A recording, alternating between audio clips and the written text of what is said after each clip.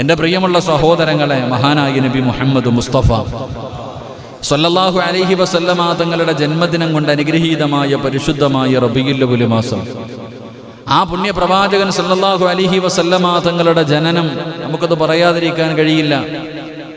നമ്മൾ മുമ്പ് വെള്ളിയാഴ്ച ചർച്ച ചെയ്യപ്പെട്ടിട്ടുണ്ട്. എൻ്റെ പ്രിയപ്പെട്ട സഹോദരങ്ങളെ, അള്ളാഹുവിൻ്റെ പ്രവാചകൻ സ്വല്ലല്ലാഹു അലൈഹി വസല്ലമ തങ്ങളുടെ ജനനം ഒരു സാധാരണ രീതിയിലുള്ള ജനനമല്ല.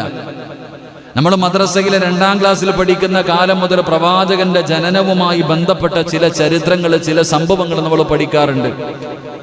ആ ജനനത്തിന്റെ സമയത്ത് സംഭവിച്ച ചില അത്ഭുതങ്ങളെ കുറിച്ച് നമ്മൾ മദ്രസയിൽ പഠിച്ചവരാ. എങ്ങനെ ലോകത്ത് അത്ഭുതം സംഭവിക്കാതിരിക്കും?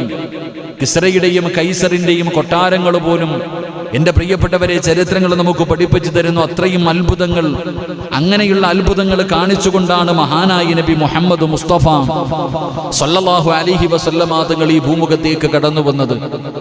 ആ പ്രവാചകൻ സ്വല്ലല്ലാഹു അലൈഹി വസല്ലമ തങ്ങൾ അള്ളാഹുവിനോട് അവിടുന്ന് പടച്ചവനോട് തർക്കിച്ചുകൊണ്ട് വെല്ലുവിളിച്ചുകൊണ്ട് ഭൂമിയിലേക്ക് കടന്നു വന്ന ശപിക്കപ്പെട്ട ശൈത്താൻ ലഅനത്തുല്ലാഹി അലൈഹി, ആ ഇബ്ലീസ് പോലും അള്ളാഹുവിന്റെ പ്രവാചകൻ അവിടുന്ന് ഇബ്ലീസിനോട് ചോദിച്ചു, നീ നിന്റെ ജീവിതത്തിൽ എപ്പോഴെങ്കിലും കരഞ്ഞുപോയിട്ടുണ്ടോ? എൻ്റെ പ്രിയപ്പെട്ടവരെ, സാധാരണ കരച്ചിലല്ല. ഇബ്ലീസ് തന്റെ ജീവിതത്തിൽ ഒരു മനുഷ്യനെ പിഴപ്പിച്ച് കഴിയുമ്പോൾ, ഒരു മനുഷ്യനെ നരകത്തിന്റെ അവകാശിയാക്കി കഴിയുമ്പോൾ, ഒരു മനുഷ്യനെ കൊണ്ട് പാപങ്ങൾ, അള്ളാഹുവിന് ഇഷ്ടമില്ലാത്ത കാര്യങ്ങൾ ഒരാളെ കൊണ്ട് ജീവിതത്തിൽ ചെയ്യിപ്പിച്ച് കഴിയുമ്പോൾ ഇബ്ലീസിന് വല്ലാത്ത സന്തോഷമാണ്.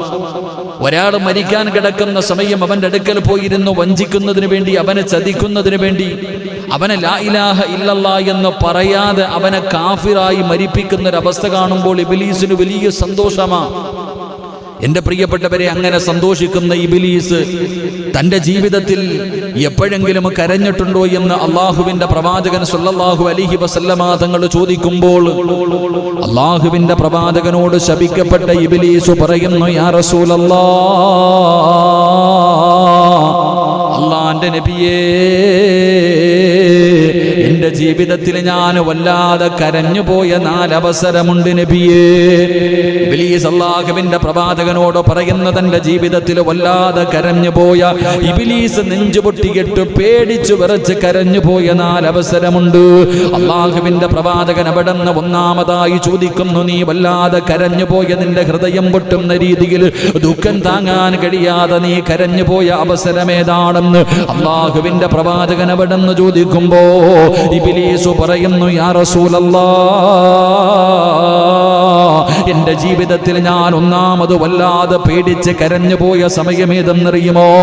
അല്ലാഹു സുബ്ഹാനഹു വ തആല ആദം നബി അലൈഹിസ്സലാമിനെ സൃഷ്ടിക്കുകയാണ്. പടച്ച റബ്ബ് ആദമിനെ സ്വന്തം കൈകൊണ്ടാണ് അല്ലാഹു സൃഷ്ടിച്ചത്. ആദ്യമായിട്ടൊരു മനുഷ്യനെ പടച്ച റബ്ബ് സൃഷ്ടിച്ചിട്ട് ആ ആദമിന് റൂഹ് കൊടുക്കുകയാണ്. ആ ആദമിന് അല്ലാഹു എല്ലാം പഠിപ്പിച്ചു കൊടുത്തു, ഒരുപാട് അറിവുകൾ പറഞ്ഞു കൊടുത്തു. അവസാനം അല്ലാഹു സുബ്ഹാനഹു വ തആല മലക്കുകളെ മുഴുവനും വിളിച്ചു കൂട്ടിയിട്ട്, അല്ലാഹു പ്രവാചകനുണ്ടല്ലോ, അല്ലാഹു അവിടുന്ന് അല്ലാഹുവിന്റെ റസൂൽ പറയുകയാണ്, അവിടുന്ന് എല്ലാവരെയും വിളിച്ചു കൂട്ടി. എന്നിട്ട് അല്ലാഹു പറഞ്ഞു മലക്കുകളോട് ആദമിന് സുജൂദ് ചെയ്യാൻ, ആദം നബി അലൈഹിസ്സലാമിന് സുജൂദ് ചെയ്യാൻ എല്ലാ മലക്കുകളും സുജൂദ് ചെയ്യുകയാണ്. പക്ഷേ ഇബ്ലീസ് ഉണ്ടല്ലോ, മലക്കുകളുടെ ഉസ്താദാണ്, ഏറ്റവും ഉയർന്ന പദവിയിലുണ്ടായിരുന്ന ഇബ്ലീസ് ഉണ്ടല്ലോ, ഇബ്ലീസ് അവിടുന്ന് പറയുന്നു, ഞാൻ സുജൂദ് ചെയ്യില്ല. കാരണം ആദമിനെ അല്ലാഹു സൃഷ്ടിച്ചിരിക്കുന്നത് മണ്ണിൽ നിന്നാണ്, എന്നെ അല്ലാഹു സൃഷ്ടിച്ചിരിക്കുന്നത് തീയിൽ നിന്നാണ്. ഇബ്ലീസ് പറയുന്നു, ഞാൻ ആദമിനെക്കാളും മഹത്വമുള്ളവനാണ്, അതുകൊണ്ട് ഞാൻ അല്ലാഹുവേ സുജൂദ് ചെയ്യില്ലെന്ന് പറയുമ്പോൾ അവസാനം അല്ലാഹു പറയുന്നത് അനുസരിക്കാതെ വരുമ്പോ, എന്റെ പ്രിയപ്പെട്ട സഹോദരങ്ങളെ, അല്ലാഹു ഇബ്ലീസിനെ ശപിക്കുകയാ. എടാ നശിച്ചവന്, എടാ ലഅനത്താക്കപ്പെട്ടവന്, അല്ലാഹു അവിടുന്ന് ശപിച്ചപ്പോ മുത്തുനബി അവിടുന്ന് പറയുന്ന സ്വഹാബാ, ഇബ്ലീസ് പേടിച്ചു മൂത്രമൊഴിച്ചു പോയി. കാരണം ആരാണ് ശപിക്കുന്നതെന്നറിയുമോ?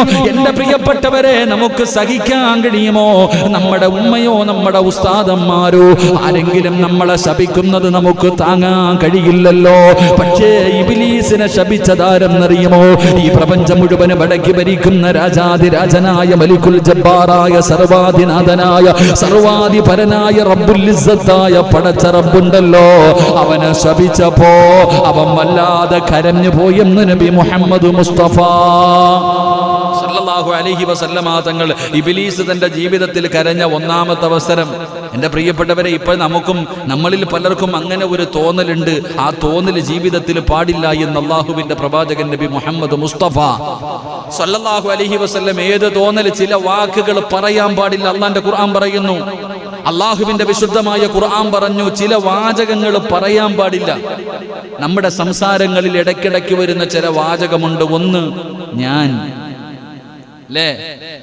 ഞാൻ, അത് സാധാരണ വാക്കല്ല, അത് അഹങ്കാരത്തിന്റെ വാക്കാണെന്ന് നബി മുഹമ്മദ് മുസ്തഫ ഉറക്കെ നബി മുഹമ്മദ് മുസ്തഫ സല്ലല്ലാഹു അലൈഹി വസല്ലം ഞാൻ ആരാടാ പള്ളിയുടെ പ്രസിഡന്റ്, ഞാൻ ആരാ പള്ളിയുടെ സെക്രട്ടറി, ഞാൻ ആരാ വായ്പാട് പള്ളിയിലെ ഖതീബ്.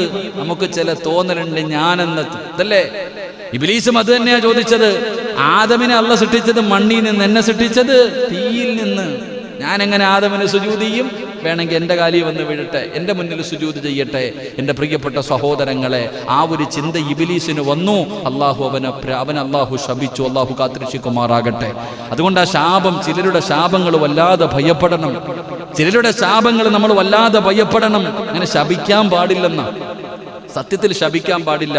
ചില ഉമ്മമാരുടെയൊക്കെ ശാപം കേട്ടുകഴിഞ്ഞാൽ വല്ലാത്ത ശാപ. ചില ഉമ്മമാരുടെയും മക്കളെ ശപിക്കുന്ന ഉമ്മമാർ, മാതാപിതാക്കൾ, മക്കളെ ശപിക്കുന്ന മാതാപിതാക്കളുണ്ട്. വല്ലാത്ത ശാപം. ഒരിക്കലും ശപിക്കരുത് എൻ്റെ പ്രിയപ്പെട്ട സഹോദരങ്ങളെ. ചിലരുടെയൊക്കെ ശാപം കിട്ടിയാൽ വല്ലാത്ത പ്രയാസമാണ്. അള്ളാഹു നമുക്ക് ഈമാൻ നൽകി അനുഗ്രഹിക്കുമാറാകട്ടെ. പ്രത്യേകിച്ച് പെണ്ണുങ്ങൾ ശപിക്കാറുണ്ട്. പെണ്ണുങ്ങൾ ഒരിക്കലും മക്കളെ ശാപത്തിന്റെ കാര്യം പോകട്ടെ. എൻ്റെ പ്രിയപ്പെട്ട സഹോദരങ്ങളെ, മരണപ്പെട്ടു പോയ ബഹുമാന്യനായ ശൈഖുന അത്തിപ്പറ്റ ഉസ്താദ്, അള്ളാഹു അവിടുത്തെ ഖബറിടം അള്ളാഹു വിശാലമാക്കി കൊടുക്കുമാറാകട്ടെ. ഞാനൊരിക്കൽ ഉസ്താദിൻ്റെ അടുക്ക പോയി, ജീവിച്ചിരിക്കുന്ന കാലത്ത് ഒരിക്കൽ ഞാനിങ്ങനെ ഉസ്താദിൻ്റെ അടുക്ക സുബഹിന്റെ സമയത്ത് ഇങ്ങനെ പോയി. വലിയ കാര്യമാണ്, സുബഹിന് തിരക്കൊന്നും ഉണ്ടാവില്ല സമയത്ത്. അങ്ങനെ സുബഹിന്റെ സമയത്ത് എത്തിപ്പറ്റ ഉസ്താദിന്റെ ചാരത്ത് ഇങ്ങനെ നിസ്കാരമൊക്കെ ജമാഅത്തായി കഴിഞ്ഞു. ഉസ്താദിന്റെ അടുക്കൽ ഇങ്ങനെ ഇരിക്കുമ്പോൾ നമ്മളൊക്കെ ഇങ്ങനെ അടുത്തിരുന്ന് സംസാരിച്ചു കൊണ്ടിരുന്നപ്പോൾ ഉസ്താദിന്റെ അടുക്കൽ ഒരു ഉസ്താദ് വന്നു. ഒരു ഉസ്താദ്, പള്ളിയിലൊക്കെ ജോലി ചെയ്യുന്ന ഒരു ഉസ്താദ് കടന്നു വന്നു. എത്തിപ്പറ്റ ഉസ്താദിന്റെ അടുക്ക വന്നിരുന്നിട്ട് പറഞ്ഞു, ഉസ്താദെ, എൻ്റെ മോന് ഭയങ്കര കുരുത്തക്കേടാവുന്ന ദുആ ചെയ്യണം. കേൾക്കണം എല്ലാവരും, നമ്മൾ ഓരോരുത്തരും ശ്രദ്ധിക്കേണ്ട, ഓരോ വാപ്പമാരും ഓരോ ഉമ്മമാരും വളരെ ഗൗരവത്തോടു കൂടി ശ്രദ്ധിക്കേണ്ട ഒരു കാര്യം. ബഹുന്ദനായ ഉസ്താദ് അവിടെ കടന്നു പറഞ്ഞു, ഉസ്താദിനോട് പറയാം, എൻ്റെ മോൻ, നമ്മളൊക്കെ പറയാറില്ലേ ഭയങ്കര കുരുത്തക്കേടാ ഉസ്താദെ, പറഞ്ഞ അനുസരണയില്ല ഉസ്താദ്, ബുദ്ധിയില്ല ഉസ്താദെ, മന്ദബുദ്ധിയ ഉസ്താദെ. ആരെക്കുറിച്ച്? സ്വന്തം മക്കളെ കുറിച്ച്. ഞാനും നിങ്ങളും പറയാറുണ്ട്, നമ്മുടെ അല്ലാഹു നമുക്ക് വരദാനമായി തന്ന, അമാനത്തായി തന്ന നമ്മുടെ കണ്ണിന് കുളിർമയുള്ള നമ്മുടെ മക്കൾ, ആ മക്കളെ വെച്ചിട്ടാ നമ്മൾ പറയുന്നത് ഇവൻ അനുസരണയില്ലാത്തവനാ, ഇവൻ കുരുത്തം കെട്ടവനാ, പറഞ്ഞ അനുസരിക്കത്തില്ല, ബുദ്ധിയില്ല എന്നൊക്കെ പറഞ്ഞ് നമ്മുടെ മക്കളെ സ്വന്തം മാതാപിതാക്കൾ തന്നെ പറയാറുണ്ട്. ആ സമയത്ത് ബഹുന്ദനായ ഉസ്താദ് അവിടെ നിന്ന് പറഞ്ഞു, നിങ്ങൾ അവന്റെ വാപ്പയാ, നിങ്ങളുടെ നാവ് കൊണ്ട് നിങ്ങൾ അങ്ങനെ പറയരുത്. നിങ്ങൾ ആ കുട്ടിയുടെ വാപ്പയാണ്, നിങ്ങളുടെ നാവ് കൊണ്ട് അങ്ങനെ പറയരുത്. നിങ്ങൾ ആ പറയുന്ന സമയത്തെങ്ങാണം അല്ലാഹുവിന്റെ മലക്കുകൾ ആമീൻ എന്ന് പറഞ്ഞാൽ അവൻ അനുസരണക്കേട് കാണിക്കുന്നവനായി പോകും. അതുകൊണ്ട് നിങ്ങൾ പറയില്ലേ എന്ന് എൻ്റെ പ്രിയപ്പെട്ടവരെ, ബഹുമാന്യനായ അത്തിപ്പറ്റ ഉസ്താദ് അവിടെ നിന്ന് പറഞ്ഞു കൊടുക്കുമ്പോൾ എത്രയോ സത്യമുള്ള വാക്കുകളാണ്. എൻ്റെ പ്രിയപ്പെട്ടവരെ, നമ്മളൊക്കെ അങ്ങനെ പറയാറുണ്ട്. ഇതൊക്കെ അവസാനം നമ്മുടെ മക്കൾ അതവർക്ക് ശാപം പോലെ ഇറങ്ങുമ്പോൾ, എൻ്റെ പ്രിയമുള്ള സഹോദരങ്ങളെ, അല്ലാഹു അവിടെ ഇബ്ലീസിനെ ശപിക്കുകയാണ്. ആ ശാപം കേട്ടപ്പോഴാണ് ലഅനത്താക്കപ്പെട്ട ഇബ്ലീസ് ഉണ്ടല്ലോ, അവിടെ നിന്ന് കരഞ്ഞു പോയെന്ന് നബി മുഹമ്മദ് മുസ്തഫ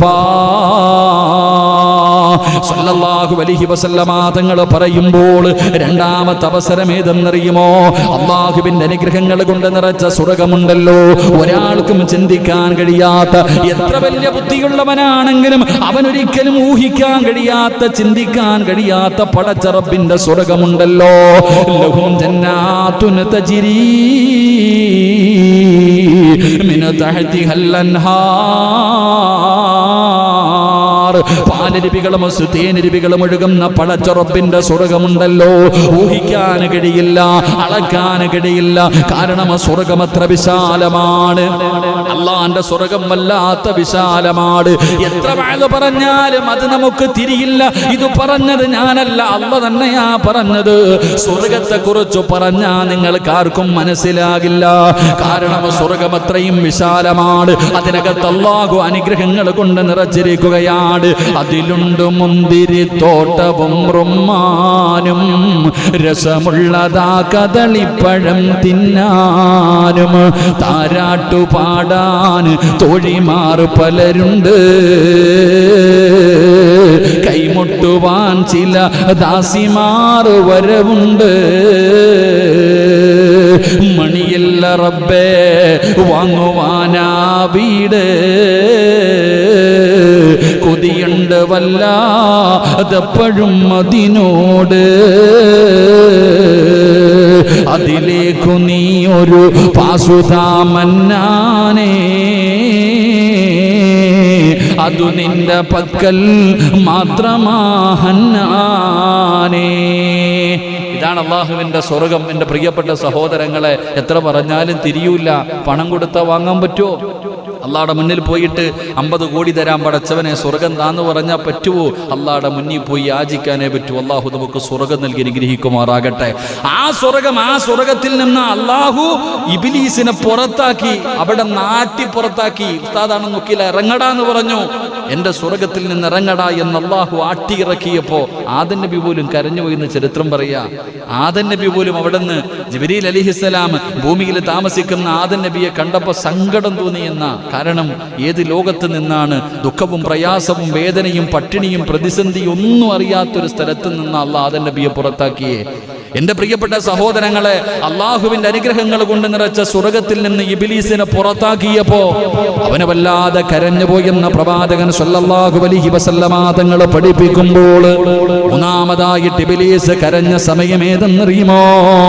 മഹാനായ ആദരവായ പ്രവാചകൻ നബി മുഹമ്മദ് മുസ്തഫ സല്ലല്ലാഹു അലൈഹി വസല്ലമ തങ്ങൾ ഈ ഭൂമുഖത്തേക്ക് കടന്നു വന്ന പരിശുദ്ധമായ റബീഉൽ അവ്വൽ 12 തിങ്കളാഴ്ച രാവിലെയാണ് ലോകത്തിന്റെ നേതാവ് ഈ ഭൂമുഖത്തേക്ക് കടന്നു വന്നത്.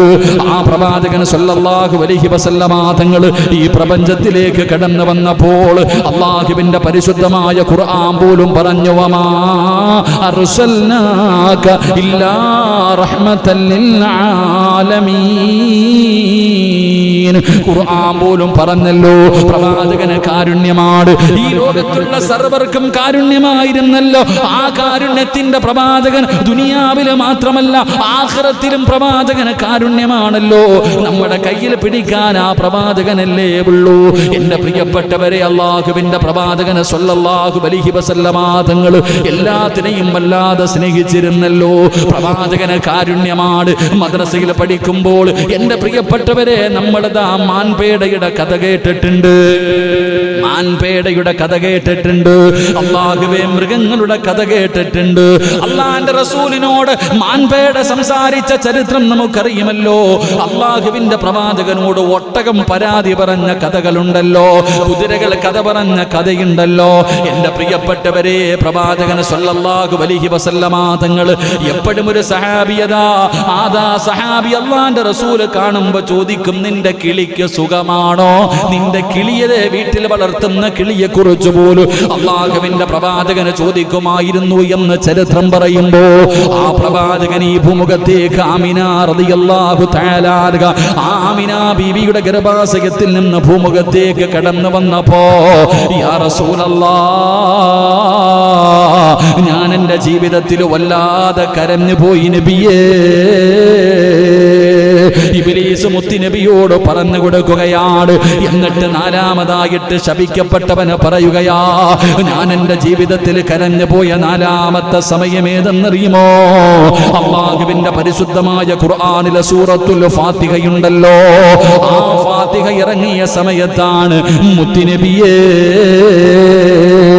ഞാൻ വല്ലാതെ കരഞ്ഞു പോയതെന്ന പ്രവാചകൻ സല്ലല്ലാഹു അലൈഹി വസല്ലമ തങ്ങളോട് അവിടെ നിന്ന് ഇബ്ലീസ് പറഞ്ഞു എന്ന് ചരിത്രം ചരിത്രം പറയുമ്പോ എന്റെ പ്രിയപ്പെട്ടവരെ ഇബ്ലീസ് കരഞ്ഞു പോയിട്ടുണ്ടെങ്കിലോ ആ ഫാത്തിഹയുടെ മഹത്വമാണ് ഞാനും നിങ്ങളും വെറുതെ ഓതിക്കളയാറുണ്ടല്ലോ. എങ്കിൽ യഥാർത്ഥത്തിൽ ഫാത്തിഹയുടെ മഹത്വം എന്താണെന്ന് ചിന്തിച്ചു നോക്ക്.